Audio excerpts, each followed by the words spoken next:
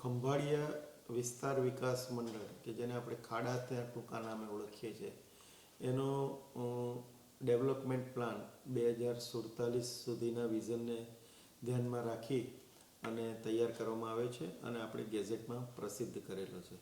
ખાડાનો કુલ 13,000થી વધારે હેક્ટરનો વિસ્તાર જે છે એમાં જુદા જુદા હેતુઓ માટે વિકાસના ઝોન પાડવામાં આવ્યા છે અને સૂચિત કરવામાં આવ્યા છે. 45 મીટરનો 22 કિલોમીટર જેટલો લાંબો પહોળો રિંગ રોડ સૂચિત કરવામાં આવે છે. આ ઉપરાંત નાના મોટા 30 મીટર, 18 મીટર, 45 મીટરની પહોળાઈના કુલ 122 કિલોમીટરના રસ્તા પણ આપણે પ્રપોઝ કર્યા છે. વોટર બોડીથી નજીક રિક્રિએશન ઝોનને પણ આપણે સૂચવ્યા છે અને આ નોટિફિકેશન 27 જાન્યુઆરીએ આપણે ગેઝેટમાં પ્રસિદ્ધ કર્યું છે. હવેની જે આની જે કાયદાકીય જોગવાઈ છે એ મુજબ 2 મહિનામાં લોકોના વાંધા સૂચનો આવેથી આપણે ફાઇનલ એનો ડ્રાફ્ટ તૈયાર કરી અને સરકારમાં મંજૂરી માટે સાદર કરવામાં આવશે.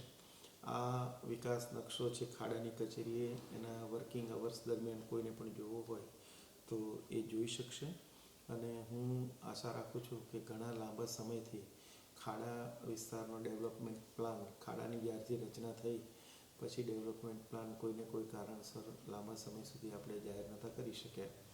એ આપણે મને એમ કહેતા આનંદ થાય છે કે કચેરીની જે ઇન્ટરનલ અધિકારીઓની ટીમ વર્ક છે એના થકી ખૂબ જ ટૂંકા સમયમાં આ પ્લાનને રજૂ કરી અને સરકારને સાદર કરવામાં આવે છે અને ગેઝેટમાં પ્રસિદ્ધ કરેલો છે. હું એવું માનું છું કે ખંભાળિયાનો જે ડેવલપમેન્ટ પ્લાન આ રજૂ થવાથી વિકાસને એક નવો વેગ મળશે અને સુનિયોજિત રીતે વિકાસ આગળ વધશે.